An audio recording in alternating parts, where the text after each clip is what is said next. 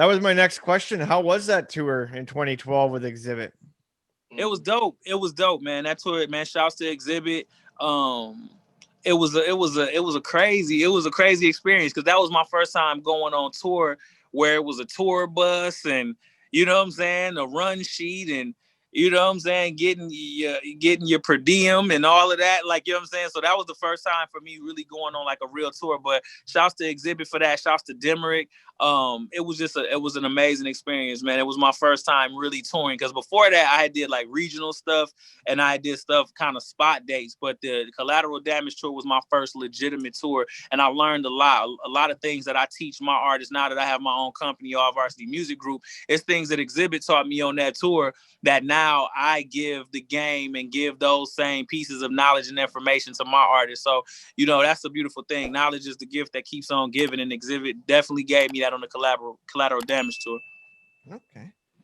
Right, because Heard. hey, working with Exhibit, you know what I'm saying, being on that type of vibe, because I'm a huge Exhibit fan. I'm a huge anything West Coast and Yeah. Yeah. lyrical skill combat, period.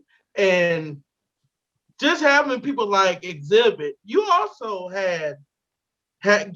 got roses from Mm-hmm. Mr. Nasir Jones. How did that feel when he said you was up next and you was gifted? How was that feeling? Just being talking with Nas.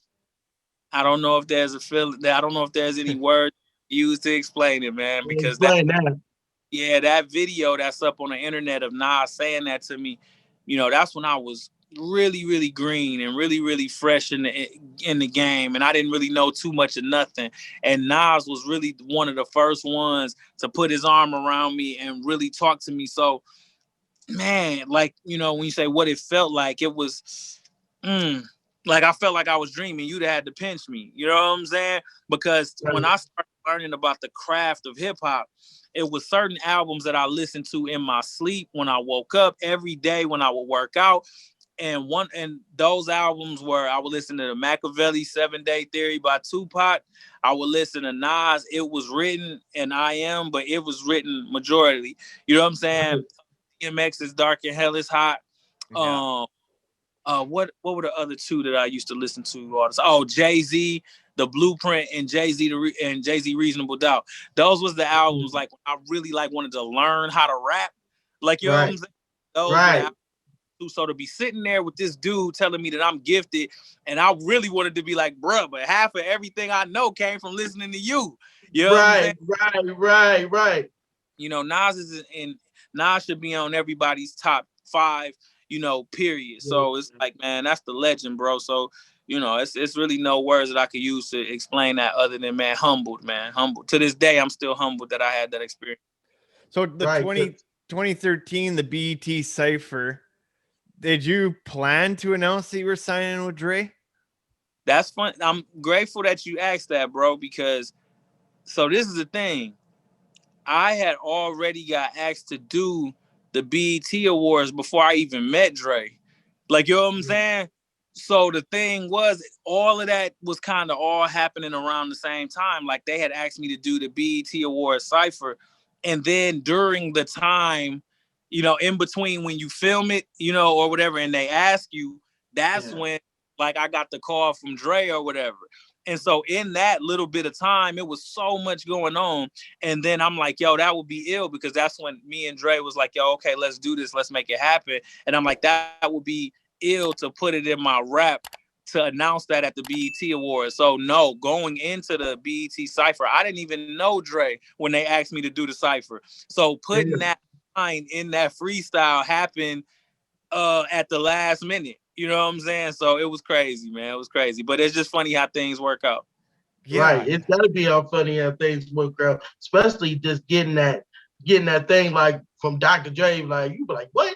Come on now, Dr. Dre. You mean the Dr. Dre nigga with an attitude, straight out of Compton, express yourself, Dr. Dre. You know what I'm saying? Right. Forget What about Dre. what were Right. your No, no. what And were your how was that? I wanted to talk about a mixtape too. This mixtape that you have, man, the best of I wanted to talk about this. Best of Best of the World series. The People's Chant was it? The People's The people. Listener? Yeah, the People's Rapper, LP. How was it feeling just making that? And did you ever hear anything from Eminem be like, damn, you know what I'm saying? Did you get any type of props from M from that? Because that was the hard album. Thank you. I appreciate that, man. Like, it was cool making that bro.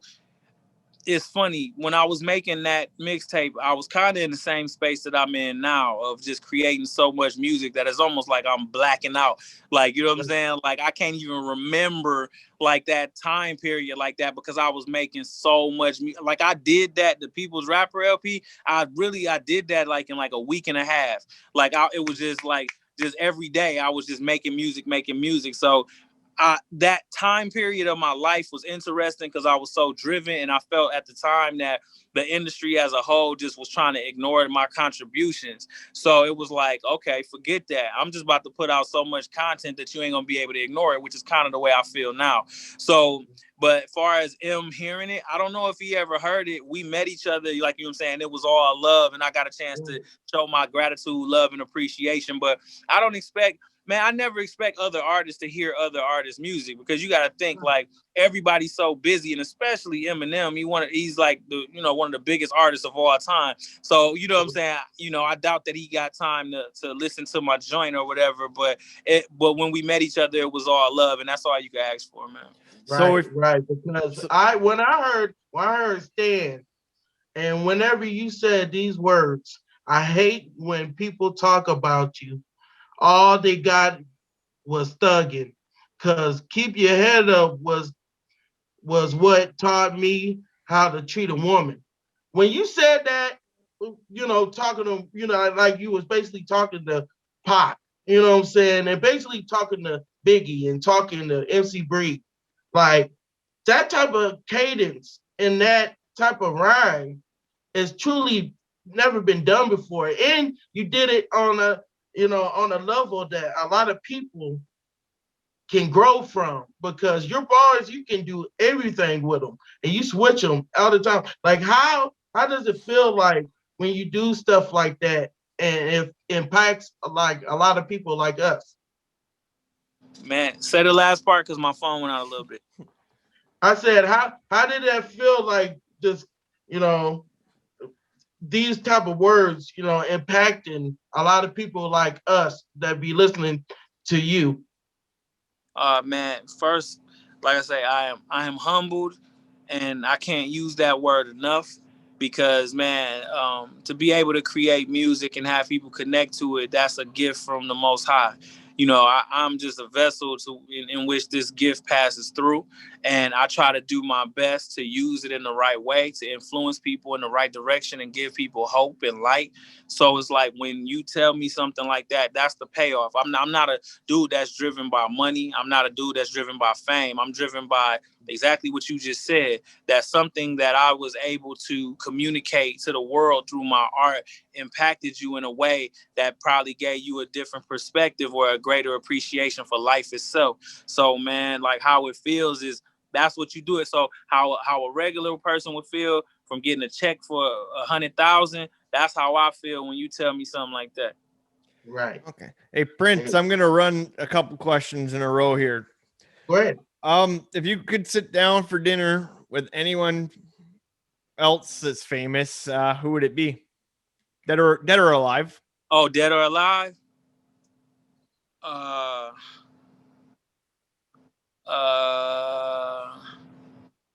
Dick Gregory. Okay. That's a good one. Do you have a dream venue to perform in? Oh, absolutely. Madison Square Garden. Have you done that yet? No. No. I performed at Staples Center, which is the Madison Square Garden of the West Coast, but ain't nothing like the Garden. Got to get to the Garden. Okay. Next one I got here. Do you have a favorite verse you've ever done? Wow. Favorite verse that I've ever done. They say, who is he? The genius, speaking in broken English, observing behind the curtain. Your mind's too preoccupied to see it. We hard-headed, thoughts made of cement. The writing's on the wall, but we don't read it. We don't read while we defeat it. Another rapper like we really need it. See, this ain't rapping, this is teaching. And what I preach, the reason that I'm breathing. See, for the people, I will gladly take my last breath. See, I got drive till ain't no gas left. I-75, that's my address. I'm on the road and I ain't had rest, hoping that my past steps don't add stress. See, I ain't flawless, so no matter what I'm talking, regardless, it's a fact that karma gonna catch up to all us. My bars is just a penance till I chill with Chris Wallace. When I get to the pearly gates, and it ain't gonna matter what's in my wallet, it's only one of me, and it's gonna be what it's gonna be. The person that I truly envy is the one I want to be.